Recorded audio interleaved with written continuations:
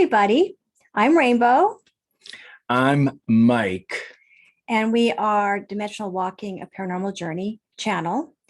And what we decided that we're going to do, and I think it's really important, is to give a question and answer type of chat, especially those questions regarding certain topics that I think are really important. And especially with Michael, with the years that he's had with doing a lot of research, I don't think people understand that he's done years of research. He could easily have been at a lot of conferences and stuff. He just didn't want to go that route. But the need and the desire to research all the topics that interest him have always been on the forefront for Michael. And that's what attracted me to him. What? You did what? So, okay. So what we thought we would do is start this question and answer chat. It's kind of like going to be a series, we think. And it's just going to be 5 questions, and it's going to be on a topic that is on a lot of people's minds, especially the most popular on our channel, which happened to be Dulce. And so that's what today's video is going to be about, Dulce, and a more in-depth question and answer series. Put Michael on the spot, see what he has to say. I might even add a few questions here and there, and he doesn't like that. So, but anyways, so that's what I wanted to do, is just kind of explain what we're doing today.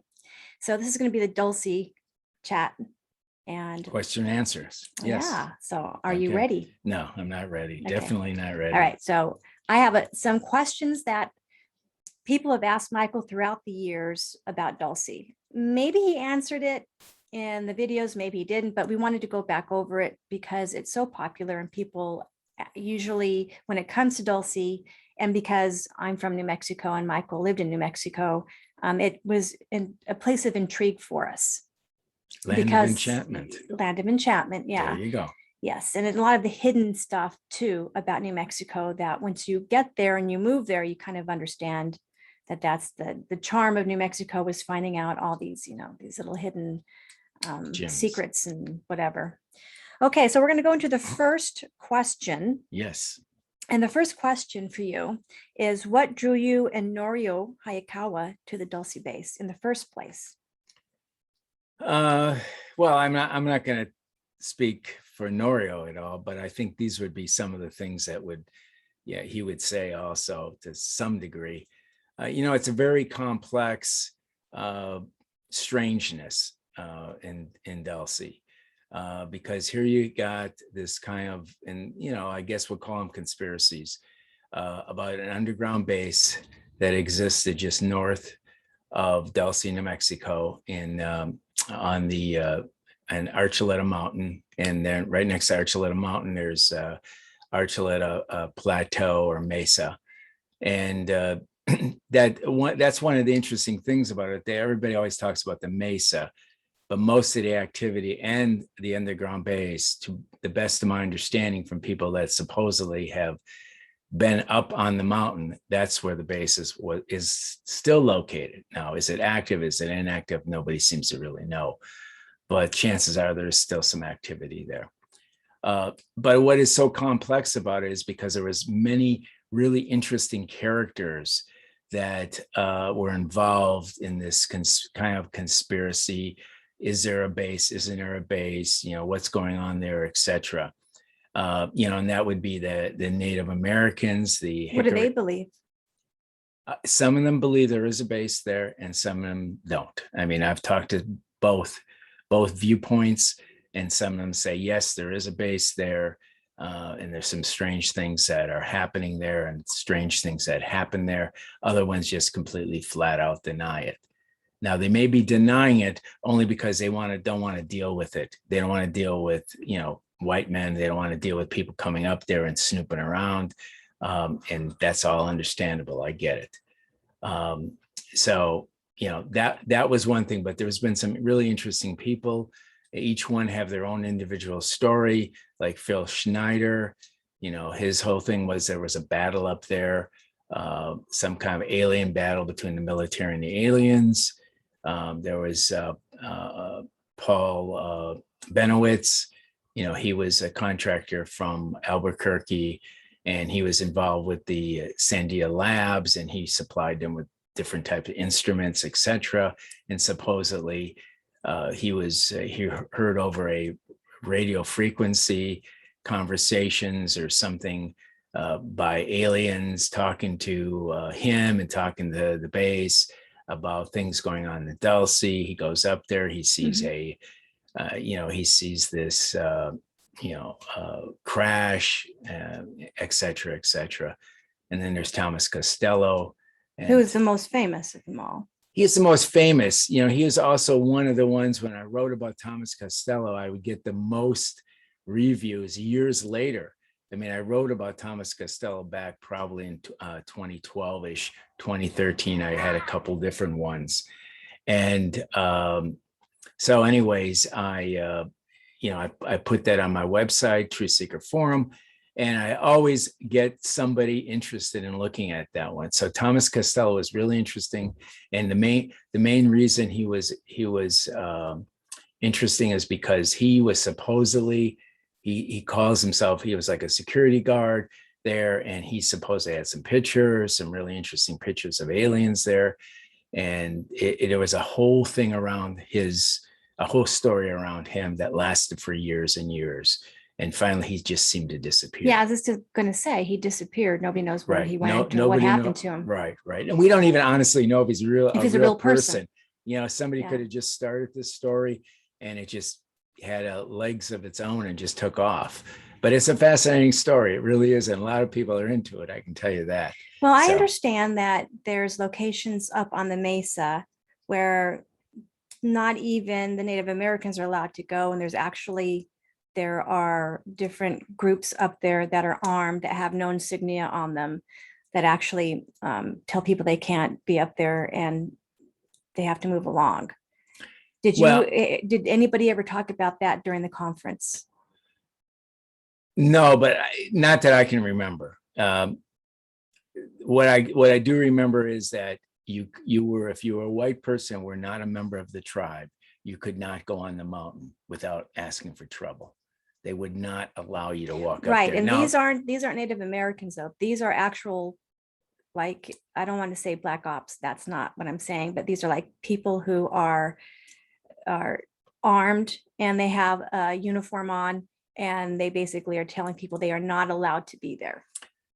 Well, I knew that there was some security people there. If you're talking about some other completely different group outside of the government security. Yeah, there's no insignia on what they wear, and they just come out of, they see people are up at certain points. I've read this numerous times in different articles of people saying that they were told they had to leave. Mm-hmm. I'm not exactly aware of who that would be, but it's very possible it could be. It could be some. They're not going to announce it. Sure. No, they're not going to announce it. It could be, the government, especially in New Mexico, they do have a lot of that private security that they use at all their bases. And Whack-A Hut is the famous one. Okay. That's the one that actually has a training base in southern part of New Mexico, and they train. Special training they give to Whack-A Hut, and they go ahead and secure all the bases. And since in theory there is this base called the Dulce underground base, and they probably have a military name for it. I don't think anybody's ever figured that out. So it's very possible those could be those type of securities which do not have military involved with it. They are directly a private organization that is hired by the government to protect. And they also protect places like Area 51 also, is my understanding. So, okay. Anyways. All right. So let's go back to question number 2. Okay. Not back to, but to question number 2. Okay. During the conference, Norio and you were visited by the military. Why do you think they showed up? Did they show up in vehicles, helicopters? What was the deal? So we were there. The conference, if I remember absolutely correctly, I believe I'm right, was on a Sunday. So we went up there, a group of us, and we were from the group that I ran was the New Mexico UFO Forum, Paranormal Forum. And anyway, so there was a group of us who went in one car. Norio went in a separate car. And so we got up there on Saturday. We kind of tooled around. We went up in the foothills just in front of the mesa. looked around and, just kind of feel the what was going on. Basically, took some photography and picked out some really interesting little tidbits of things I saw up on the side of the mesa. Anyway, so then we came back. We had some dinner there in the hotel. It was a casino hotel. It was very, very nice, actually. And so, anyways, the next day we went to bed. Next day, about 6 o'clock in the morning, all hell broke loose. Like what? Well, two big military choppers were flying all over the little community of Dulce. How low? They were low. They were like right above the top of the roof of the hotel. What time? It was about 6 o'clock in the morning, Oh, maybe God. maybe a little earlier. Wow. So we all I Got kind of woken jumped up. up, Yeah. looked out, looked out the window and saw them just kind of flying around everywhere. Well, two of them it was, and they were flying around and very low. And at first, and then I just thought, okay, so there is a military base probably close by, forgetting about if it was actually Dulce or not. And they were flying around low. Maybe this is something they did all the time. And it was like the Sunday morning wake up call. I don't know. So anyways, so kind of they did that for probably about 20, 30 minutes. You could hear them kind of going around, that, and kind of maybe doing a perimeter of the town. They were out far and then they came back in. So anyways, so they circled the town. Right. They kind of circled the town, but then they also were over the hotel itself. And just stayed in place? No, well, yeah, they seem to hover a few times, come around. So anyways, so by this time we're talking about 6:30, 6:45. So I just said, I'm going to get up and I'm going to take a shower and get ready, because I think the conference probably started around, I'm going to say 11 o'clock or so. So we had a little time. We were going to go down and we're all going to meet. We're going to eat breakfast. So we go into the lobby of the hotel because the restaurant's on the other side of the rooms. So you had to walk through there, and everybody's all the people that run the hotel, which happen to be Native Americans, they were just completely upset with us because they all blamed us basically for having the military there. And of course, I was sort of under the impression, I think the other people were with me. Yes, everybody heard it, but nobody thought that it was anything strange at the time. How do you know that it was military? Well, I guess we made a bit of an assumption. Were they black helicopters? They were all black helicopters. No insignia, nothing. No, there was nothing on them. There was no insignia on or them numbers or anything. Right, okay. Right.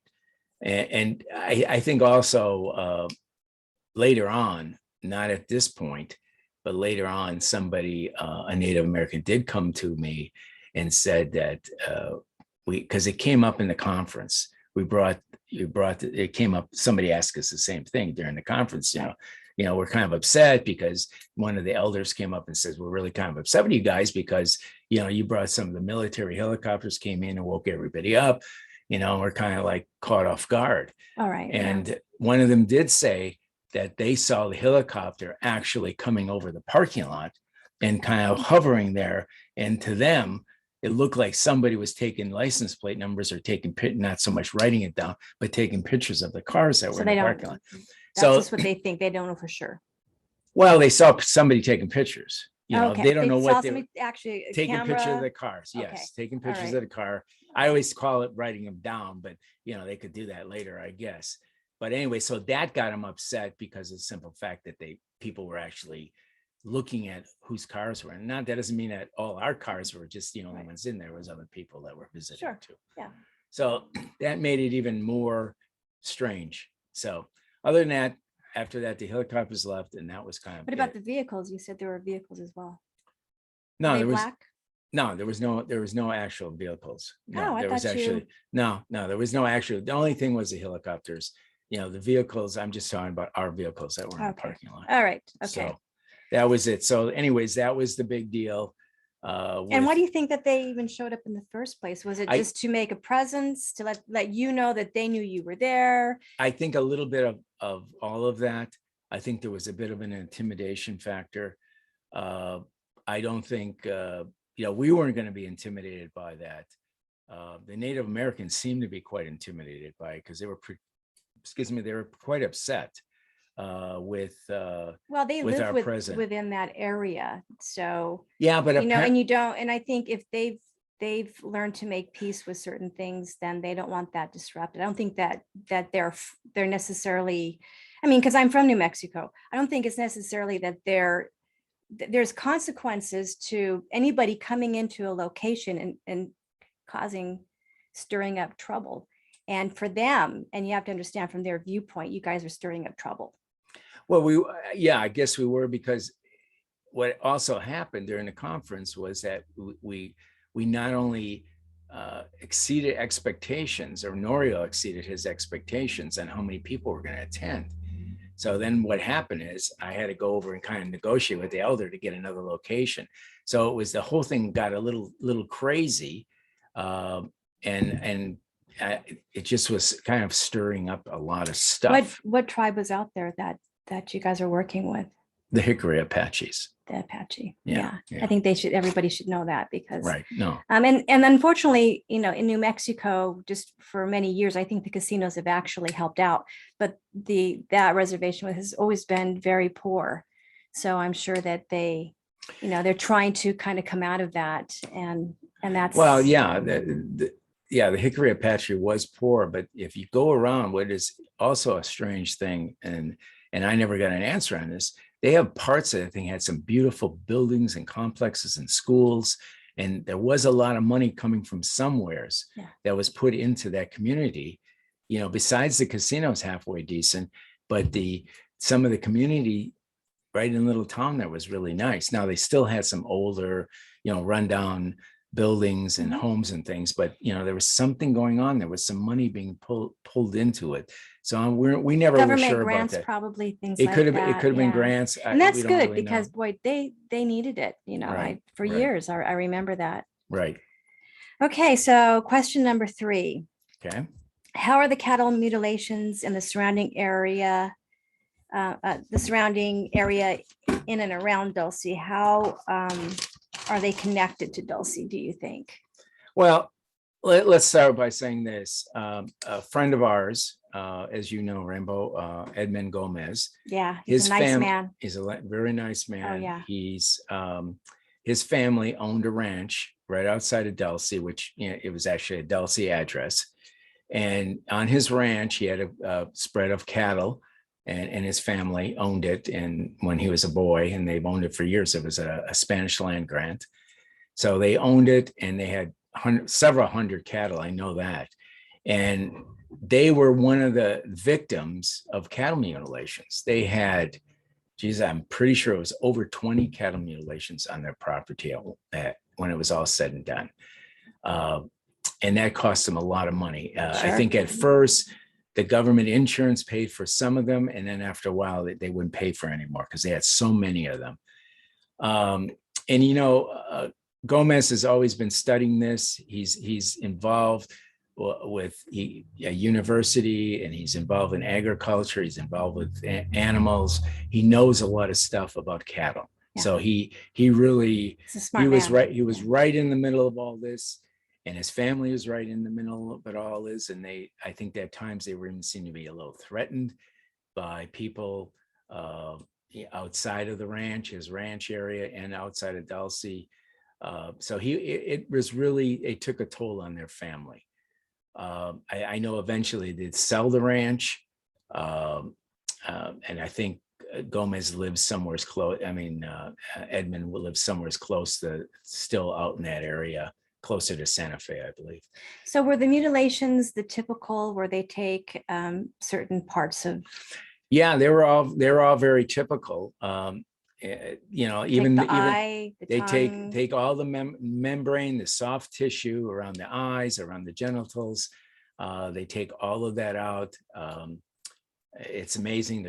Typically, he said that when he would go, there was no blood or very little blood, little, and that the cuts were very surgical.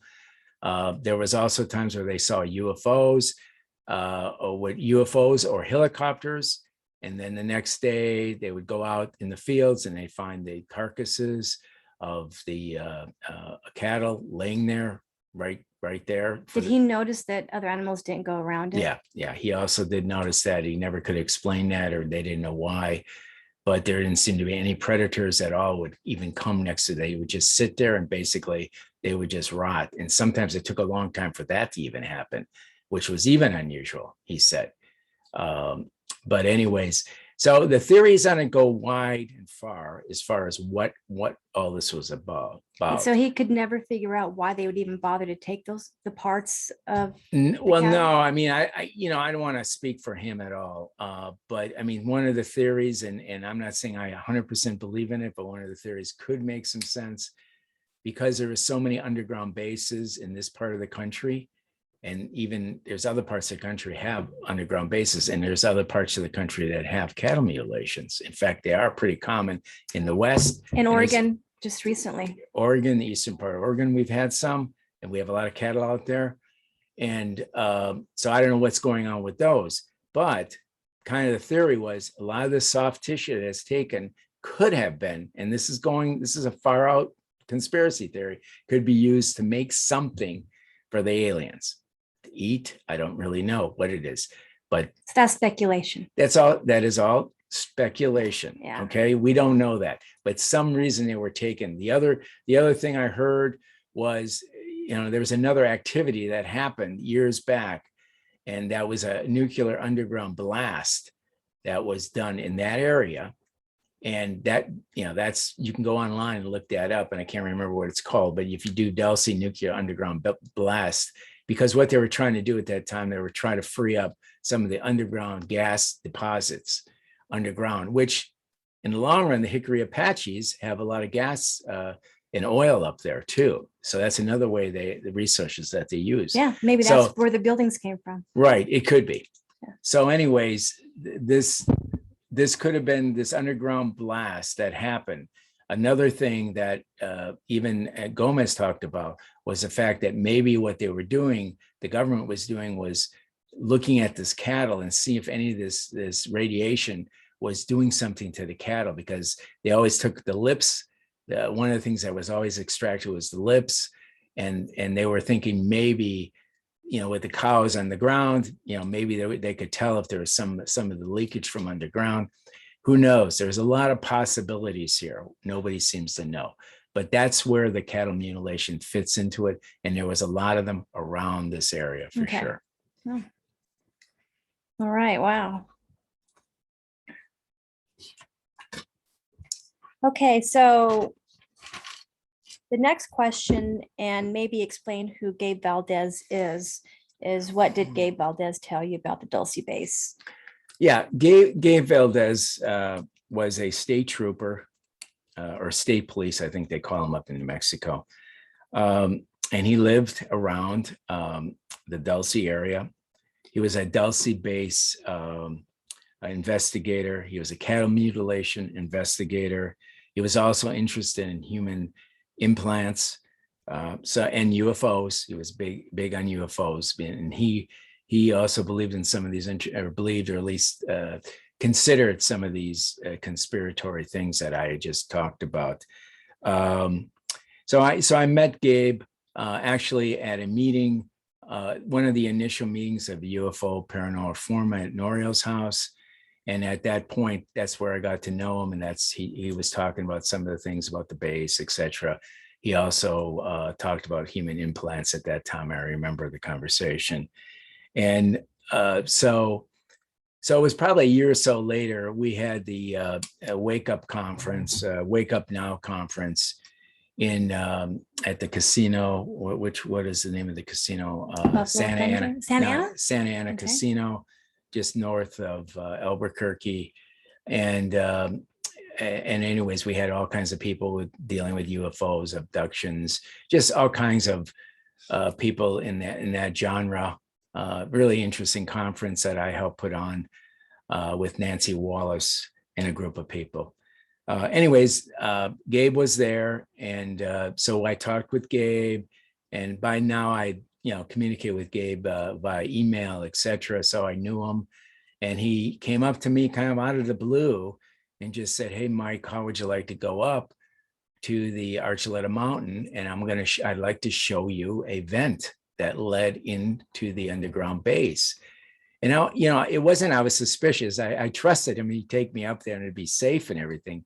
But I just, I wanted to think about it, etc. So I told him, I said, let me think about it. I'll get back to you and then we can make a plan. So anyways, I went back after the conference and I, thought about it, talked to a few people and I tried to get a hold of Gabe, and come to find out he had died. This is about 3 or 4 weeks, I believe, after the conference. And we were all in shock. And, some of us, kind of thought, oh, well, I hope something didn't happen because of all the investigations he did. Yeah, but I think it was a heart attack. Well, yeah, no, I was going to say that his son, I know his son too, and eventually came and spoke at our group at the UFO Paranormal Forum. And he did say that it was, I think they had an autopsy and they found out it was a heart attack. So, there's still people that thought maybe something happened, but, people die of heart attacks, they die of heart attacks all the time. So that's probably what it was. Mm-hmm. So how did his interest in this particular field affect him as far as being did you ever find out being a police officer or state trooper? No, I think he was able to do his work, best of my understanding, and talking to him, he was able to do his work and not interfere with his work by doing the investigations. Did interfere with his family?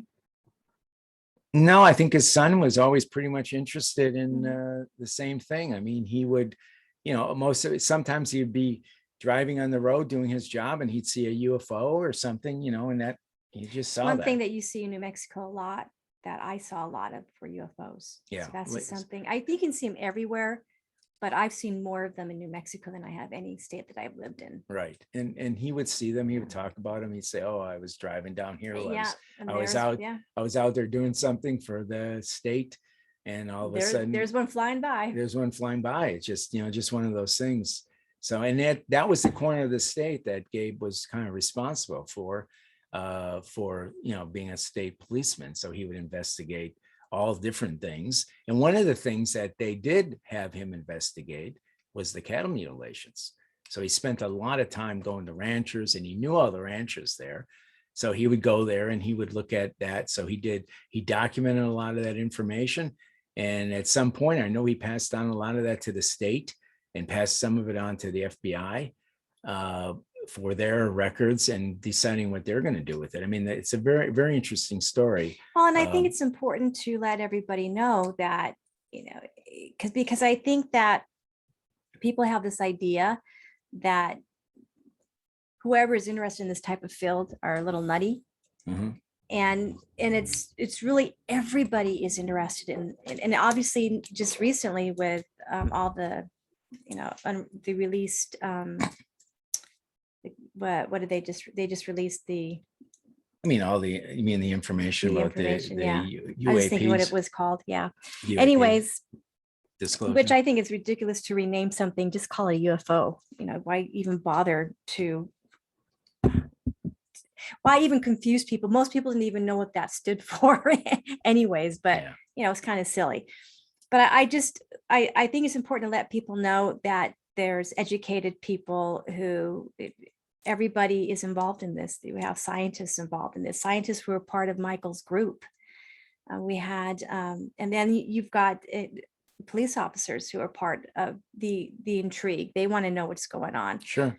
So, and then you have people in the military who have been who've been guests at Michael's his group in New Mexico. Sure. Clifford Stone's one of them. So he's a great guy. So a lot of people who are involved in this field are highly intelligent, and so that's definitely who Gomez and Valdez are. Right. I just want to stress that, because these are meant to be, well, obviously Valdez is no longer here, but to be respected, I think that's really important, because these people go out and do the extra effort. They go the extra mile to find answers. That's kind of what you do as well. I wanted to stress that as well. Right. Yeah. There's over all the years, just a general comment. There was a lot of people that are very highly credible professionals that are interested in this, have done research. They may not be on YouTube telling you all about it, but they're out there, because I've talked to many of them over my years. There's a lot of researchers who don't want to be in front of a camera. Right. Exactly. You know, Exactly. there's the people that we all know and respect, which is Linda Moulton Howe. And she, you know, she's an expert in cattle mutilations. And she's in the forefront, but there's many people in the background who just choose not to be Right. in front of the camera. And that's something that we respect. Right. So as far as, so for number 5, Okay. this is something that I don't know if you had talked about when you had done the last video. We've done quite a few. Right. But when you left Dulce, when you left the conference, something happened. Can you share with everybody what happened? Well, yeah, this was pretty crazy. Nora had already left. I helped him get all this stuff in his truck, and he left. So the rest of us were getting in our cars. There was probably there was 2 or 3 cars that we had that a group of us came up in, and we were all parked. They were all getting into cars, and suddenly, all around us, there was a kind of a stream of cars. Another 4 or 5 cars just kind of like encircled us. Ooh, and you're probably thinking, oh God. Yeah, that's exactly what we were thinking. Oh my God, now what? Yeah. What's going to happen? Right. And so all of a sudden, a bunch of Native Americans jumped out of their cars, women, men, young, old, and basically kind of crowded around us. And they were, you know, they were friendly, but they wanted to show us and share some stories with us. So we ended up staying there probably another hour and talked about it. And, you know, some of the stories were UFO stories where they were driving down the road towards the bay or towards the mountain. And all of a sudden, you know, they were like taken up. The whole car was taken up. They ended up in a ship. This happened. I think there was 2 independent people that had similar stories like that. Then they talked about cryptids. They talked about Sasquatch, just all kinds of strange creatures besides that. Did you ever talk about Dogman? No, I didn't. More Don't remember. Sasquatch? More. It was more of a Sasquatch, Okay. and there was a lot of Sasquatch up in that area. And then to top it off, the frosting on the cake, I guess I'll call it, they started bringing out pictures. There was 2 groups. I remember had 2 separate batches of pictures, and what they were of was frightening. I mean, I'm going to be honest with you. I had to take a first, a second, and a third look. And I'll just summarize them because there were several different creatures on here. And they claimed these came from the underground base, okay? And I will tell you, they did not look Photoshopped.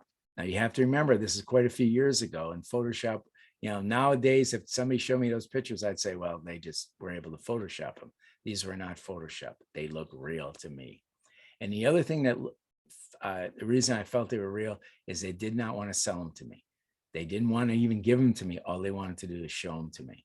I mean, one of the things I probably should have done, Take photos. I could have took a photo, Sure. possibly. Yes, I probably had my camera with me. I could have took a photo of it, but I didn't, because I guess, honestly, I was in such shock. Now, I'll just give you a quick description of what I saw. So the picture, and there were several of them, and they were similar. Some of them were slightly different. I'm going to give you kind of a composite of what the one picture that sticks in my mind to this day. It was a creature, and I only call it a creature. I don't know what it is, but it was a composite. It looked like a composite of a human with a human face. It looked like the side of its head had like deer skin on it. Okay. It had gills, and the legs and arms were webbed. The skin on the rest of the body over the arms and the legs were kind of scaly. So I don't know what all came together to put that together. And where were they found? Where were they when they took the photographs? They just said they had gotten it from somebody that was inside the base. So was it photos taken inside?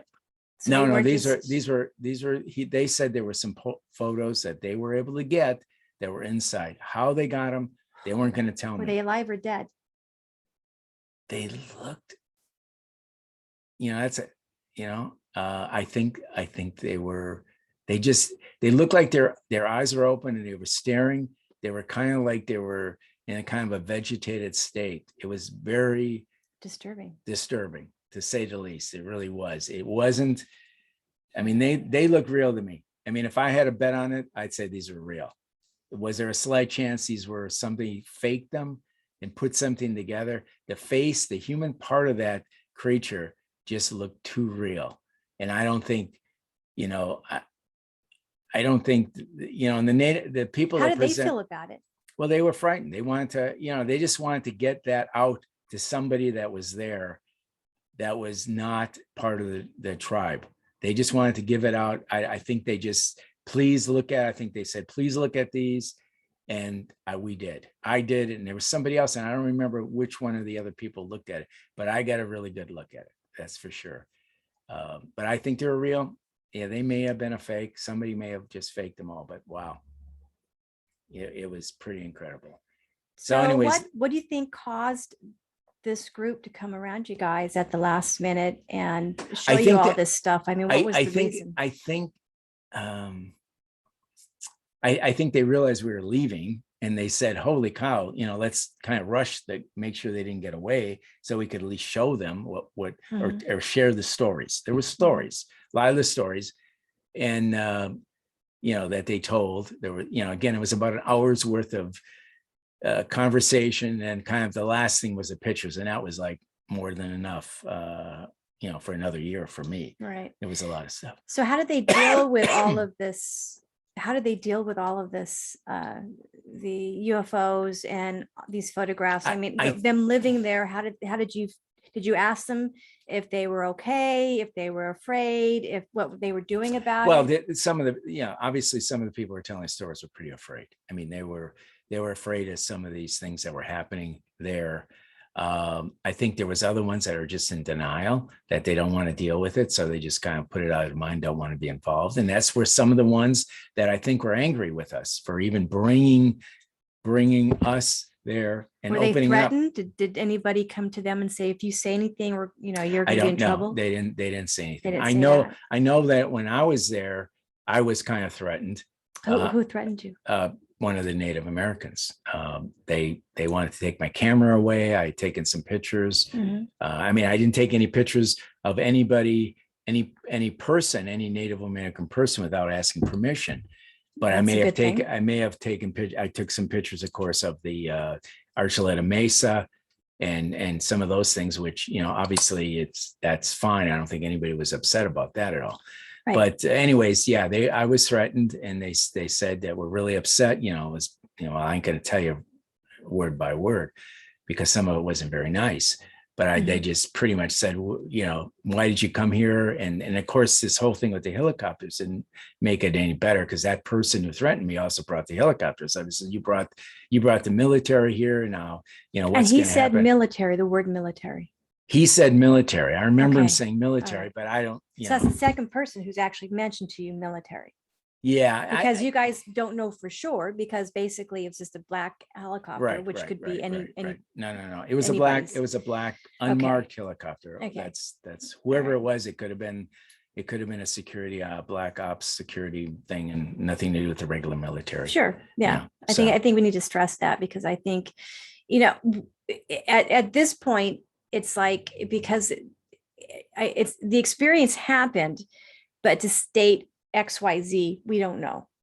No, absolutely not. Yeah. These are the things, and my perception and other people's perception of kind of what all happened there. But it was quite an eventful. Did any of the people at the hotel or anybody come into the conference who was from the reservation? Did they come and sit and listen to the speakers?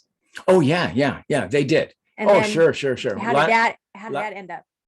Yes, a lot of the well, it was fine. I mean, there was people in the audience that were from the tribe, and there was a lot of people from outside of the reservation. There was a lot of we got some amazing press. It was article was in the Albuquerque, was it Journal? Is that what it was? Tribune or Journal? I think it was a Journal. Okay. And so there was an article about it. There was reporters, several reporters from some other local newspapers there. So there was a lot of that, and that probably made the anxiety of the tribe even more. So, but when they listened to what everybody had to say at the end of the day, did they think differently a little bit? Did they feel a little bit better about it? I don't think I could really have gauged that at all. I mean, there was sometimes there were a few people you could hear somebody would be up there talking about this, that, and the other. And uh, they would be kind of, kind of shouting some questions from the audience, or Oh, saying okay. something like, oh, that's not true, or blah, blah, blah, something Oh, like that. okay. Yeah. That kind of, everybody That kind of happens at back. a lot of No, conferences. no, no, I so- know, but there was, there was a little bit of backing up, and you got to remember this particular thing. It was a pretty small venue, even though it was packed. So you're kind of close to one another. You're right on Yeah. top of one another. You're not Right, even on yeah. a stage. You're kind of like right there in front of everybody. So it was a little crazy. And I even remember in the middle of it, I don't know if Norio will admit it, but all of a sudden he seemed to be upset about something on stage. Mhm. And because he was standing over there, I was in the audience more, and I could kind of watch everybody. Yeah. And he seemed to be upset about something, but I didn't really know what it was. There's a lot going on. So Yeah, it was a lot to going. be said for that. There was a lot of stuff swirling and whirling. So anyways, So yeah. since since Norio had that conference and you helped him out, there's been other conferences, Sure. obviously. Yeah. And I think that it's not anything, it's not big news anymore. Only because. Yeah, that was the first conference Yeah. ever up there. And that was, Right. I think that's what really drew the novelty of it. Yes. Here was some people coming from outside the tribe. Now, Norio knew the elders, some of the elders. That's why we were able to do it. We Mhm. didn't, there was no way that was going to happen unless we had some cooperation with the elders. He knew the elders. The funny thing about it is, the backstory is, years before, he had gotten in trouble because he brought up a Japanese TV station up there, and they actually threw him in the jail for a few hours until they finally released him. So Wow. he had a really weird relationship with them, but they liked him. They liked him. Norio's a nice guy. And they allowed him to come up. They were cooperative. And I'm talking about the elders now. They, obviously they were part of this. And they said, sure, come on up. I guess they were hoping for more people in the casino maybe too. And they did get more people. Yeah. So it was all good. I think it was a win-win. I know it stirred up some things, but I think it's always good to try to get to the truth. So now that you went to Dulce and you know all that you know about Dulce, Right. What do you believe? With all the research you've done on it, what have you come down to believe? What's the end result? I believe there is something up there. I mean, I never got to the vent. I never got that. That would have been evidence that there's something underground, right? Right. I just think there was plenty of smoke. There was people, pretty credible people have talked about it. Gabe saw the vent. He was going to show it to me, but he's been there. He's seen the vent. He felt the air. There was some type of a feeling. If you go by the vent, you can feel the air or something, he said. Okay. So he kind of knew I that don't know if I'd want to this thing. smell the air. Well, I know. And anyways, so, I believe that. I mean, there's been other people, in the Native American, someone said they were up there and they felt there was military equipment and planes and things like that, and UFOs that flew right into the mountain. So, I mean, if you take all that together, I have a feeling there is or was something there. Is there any more? I don't know. Nobody seems to have an answer to that. It seems like the activity from the original is quite a bit down. There may be some UFOs there, but it wasn't like there was a point when they were supposedly building it. And you can see where on the side, and I witnessed this, on the sides of the Archuleta Mesa, there's these great big trailings, like stone that is all crushed up that came out of something. Right. So to me, that would be what was inside that mountain was extracted, had to go somewhere. So they just dumped it off on the mesa. So how old would the base be, would you think? I think they, I think it was in the late 40s it was built. So what are we talking about? That's probably at least 50, 70 some years old. Yeah. And it still could be there today. I'm sure there's, something there. I'm sure it wasn't, it's still there. Maybe it's not in use though, but it's still there. So. Right. Okay. So if you enjoyed today's video, please give us a thumbs up. We greatly appreciate it. If you have any questions for Michael, feel free to email him at dimensionalwalking@gmail.com. Right, right. And if you have a comment that you want to leave, please feel free to do so down below. Give us, what did I always say? A thumbs up if you like the You video. did. You can give us I know two it's all thumbs about the up. thumbs up. Spread the word too. If you like what we do, tell your friends about us. Please subscribe. Yeah. Very important. We need those subscriptions. Yeah, we do. So we can grow. So we Yep. can kind of go out and do other things outside of this, take you on journeys with us. Right, That's right. next on our list of things to do. Right. So thank you so much for listening in today. We greatly appreciate it. And the next video, well, that's going to be a surprise. Okay. So thanks, take care, and we'll see you again. Okay. Bye. Bye-bye.